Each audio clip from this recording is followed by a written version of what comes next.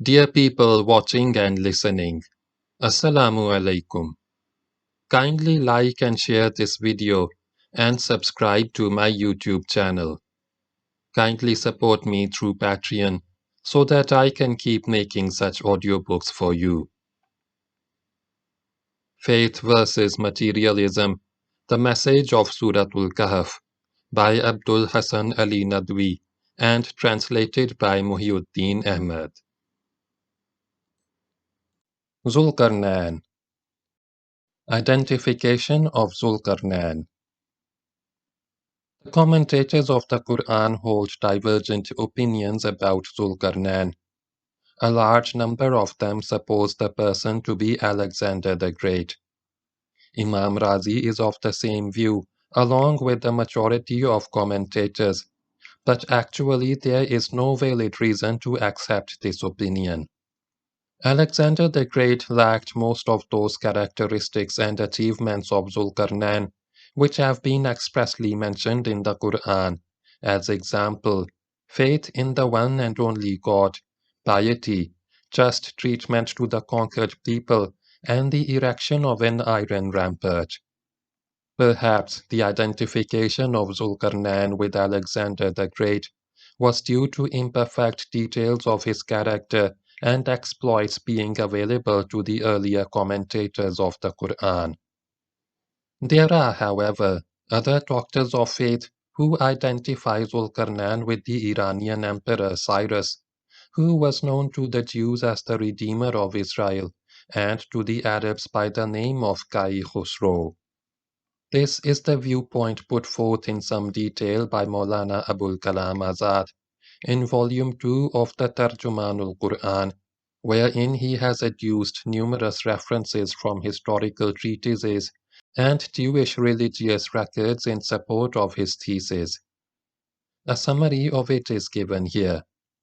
A remarkable personality came to the fore in a dramatic manner in 559 BC, and soon attracted the attention of the whole world.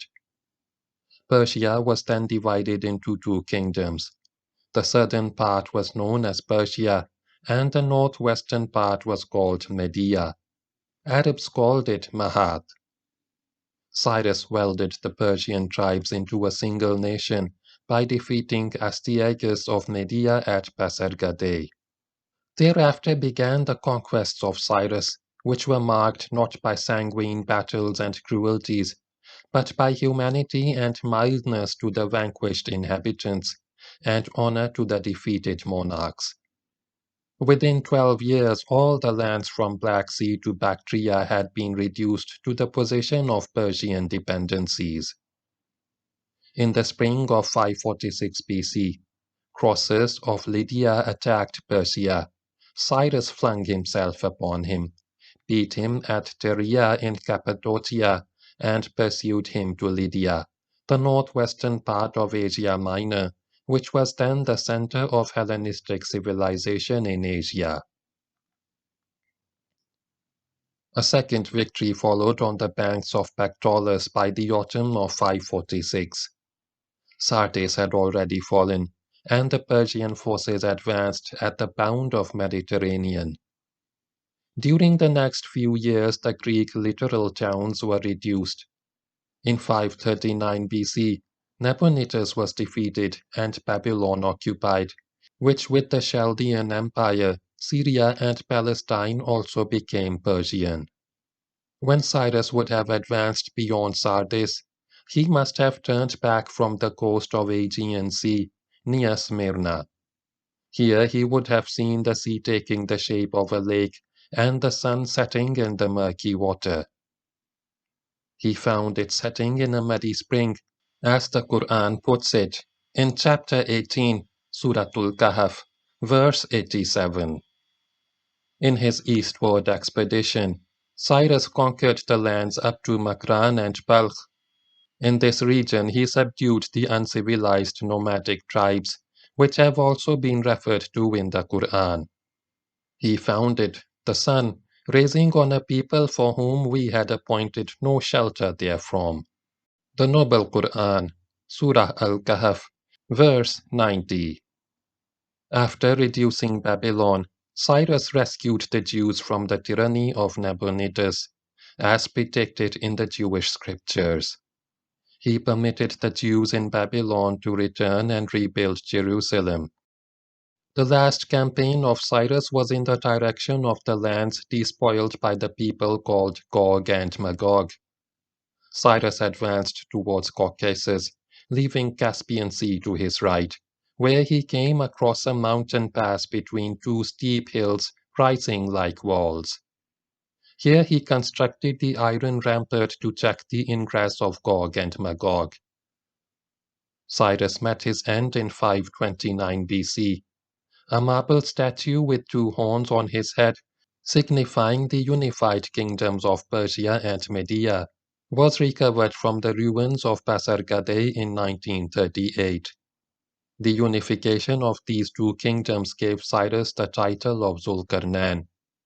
Cyrus has been rightly praised by most of the modern historians for his conquests as well for his just and mild treatment of the conquered people. For further details, see Universal History of the World, Volume 2, by J. A. Hamerton. But the view expressed by Sayyid Qutb in Fi Zalal al-Quran, which is being reproduced here, appears to us more logical than the explanations given by other commentators. The Quran does not specify the identity or the time and place of Zul-Qarnain. This is a style of narration peculiar to the stories mentioned in the Quran, for its aim is not to historicize the events, but to draw out the moral and lesson of the story. The purpose can very often be achieved without determining the location and chronology of the events mentioned in the Quran. Our recorded history does mention an emperor by the name of Alexander Zul-Qarnain, but it is certain that he was not the personality meant by the Quran. Alexander the Great was a polytheist and an idol worshipper, while the sovereign mentioned in the Quran was a man of God, a Unitarian, having faith in the day of judgment, resurrection, etc. In his book entitled Al-Asarul Baqiyya and Al-Qurun al-Khaliya, Abu Rayhan al-Bairuni writes that Zul-Qarnain spoken of in the Quran belonged to Himar, an ancient South Arabian people, as the name itself indicates. The kings of Himar and Zu as an essential part of their names, as example, Zu Nawas, Zu Yazan. The proper name of Zul-Qarnain was Abu Bakr ibn Afriqash. He subdued all the lands on the coast of Mediterranean Sea, including Tunis and Morocco, and founded a city called Afriqiya, which gave its name to the entire continent. He was called by the name of Zul-Qarnain as he was believed to have reached the lands of rising and setting sun. This view might be correct, but we have no means to verify it. The extant records of history hardly contain anything about him, and the description of his character and conquests given in the Quran is too general, like that of the peoples of Nuh alayhi salam, Hud alayhi salam, Saleh alayhi salam, etc. Actually, the records preserved by our history constitute only a fraction of our life story on this earth.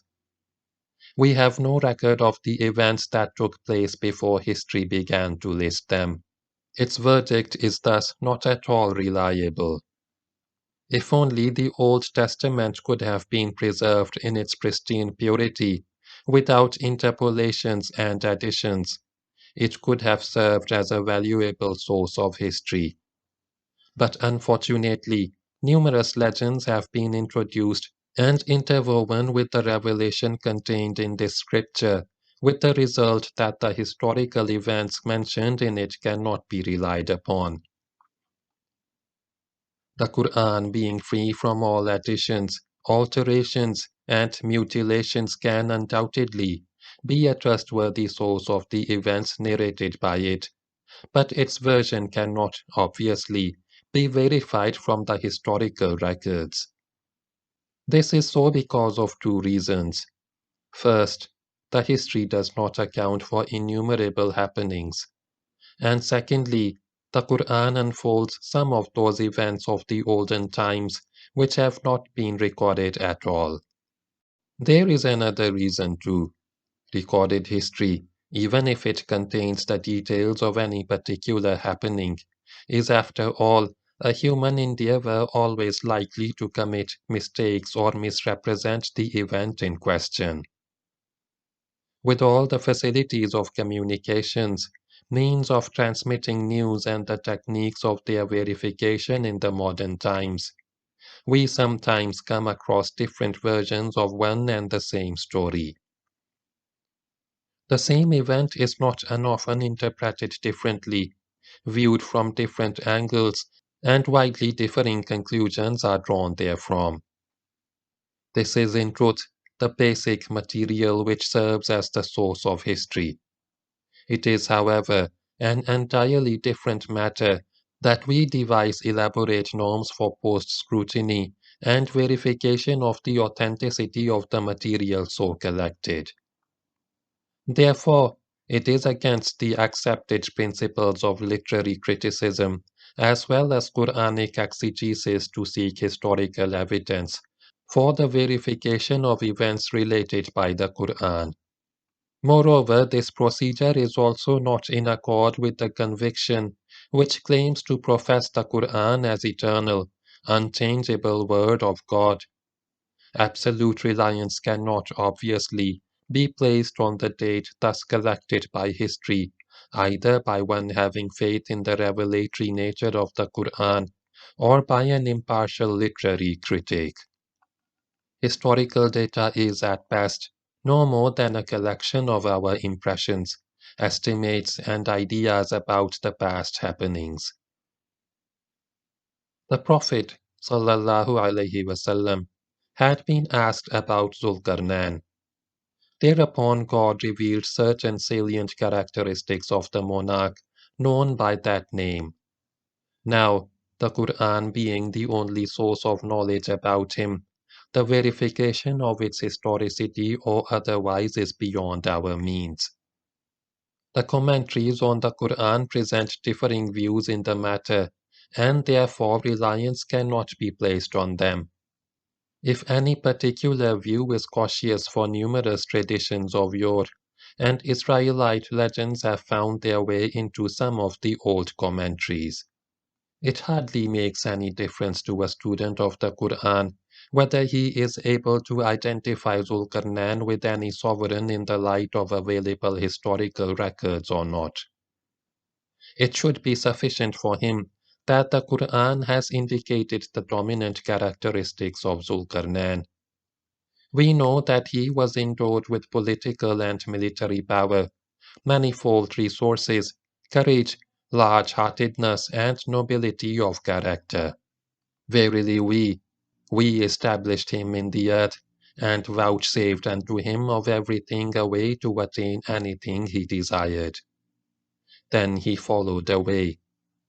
The Noble Quran, Surah Al-Kahf, verses 84 and 85. Conquests of Zul-Qarnain. The conquests of Zul-Qarnain were quite extensive.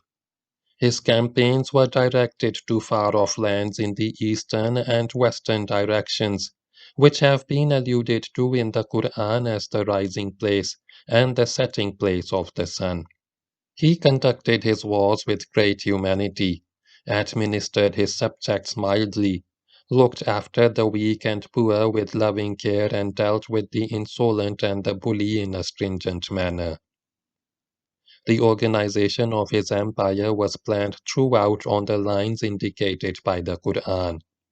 He said, "As for him who doeth wrong, we shall punish him, and then he will be brought back unto his Lord, who will punish him with awful punishment. But as for him who believeth and doeth right, good will be his reward, and we shall speak unto him a mild command." The Noble Quran, Surah Al-Kahf, verses 87 and 88 mark the distinctive features of the state policy indicated by Zul-Qarnain. It speaks volumes of his judiciousness, moderation, and sagacity, as well as nobility of character. During his campaigns, Zul-Qarnain found a people settled between two hills, who were continuously harassed and attacked by the nomadic tribes from across the hills. The Quran, as well as other scriptures, name these tribes as Yajuj and Majuj, also known as Gog and Magog.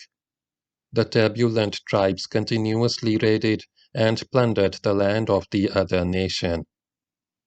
And on that day, we shall let some of them surge against others. The Noble Quran, Surah Al-Kahf, verse 99.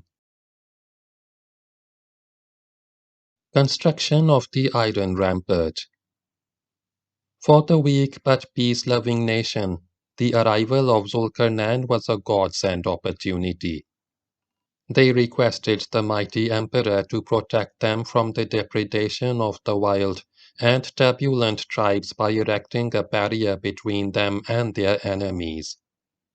They even expressed their willingness to purchase immunity by contributing their might towards construction of the barrier. Zul-Qarnain accepted their request to get the barrier constructed, but unlike most of the greedy rulers, he did not do so to augment his treasure, but to protect his subjects. He did not, therefore, impose too heavy a taxation to meet the cost of a proposed construction, but simply required them to provide available labor and material. He said, "That wherein my Lord hath established me is better than your tribute. Do but help me with strength of men. I will set between you and them a bank. Give me pieces of iron." The Noble Quran, Surah Al-Kahf, verses 95 and 96. Zul-Qarnain provided the motive force and the organizing skill, while the local population helped with men and material for the construction of the barrier. Blow, till, when he had made it a fire, he said, "Bring me molten copper to pour thereon." The Noble Quran, Surah Al-Kahf, verse 96. At last the barrier was completed which afforded protection to that nation against the incursions of the nomads. And Gog and Magog were not able to surmount, nor could they pierce it. The Noble Quran, Surah Al-Kahf, verse 97. Wisdom vouchsafed to the believers. Zul-Qarnain was a mighty emperor and a victor of nations, but his conquests never filled him with conceit. He never said, "I have been given it only on account of knowledge I possess." The Noble Quran, Surah Al-Qasas, verse 78. On the contrary, he ascribed his achievements to God. He did not even brag about the impregnability of the barrier constructed by him. Like a true believer in God and the hereafter, he laid more stress on the help and grace of God. He said, "This is a mercy from my Lord, but when the promise of my Lord cometh to pass, he will lay it low, for the promise of my Lord is true." The Noble Quran, Surah Al-Kahf, verse 98. And this is the attitude of a true believer and a man of God. He never forgets his Lord, not even when he is crowned with the most brilliant victories, nor when he gains control over gigantic resources and the sinews of earthly power. He turns his attention to God in the hour of triumphant success and remembers the ultimate end, when he would crumble into dust and be raised again. He fearfully trembles with the awe of God, acknowledges his own weakness, offers solace and mercy to the suffering humanity, preserves truth and justice, and directs his incessant endeavor to serve his fellow beings, creates a just and virtuous social order, brings out the ignorant from the dark alley of godlessness and crass materialism to the sunshine of divine light and natural religion. This was the noble and virtuous path trodden by Solomon and Zulkarnain, by the right guided caliphs and impeccable leaders of Islam during their own times in different parts of the world. To be continued.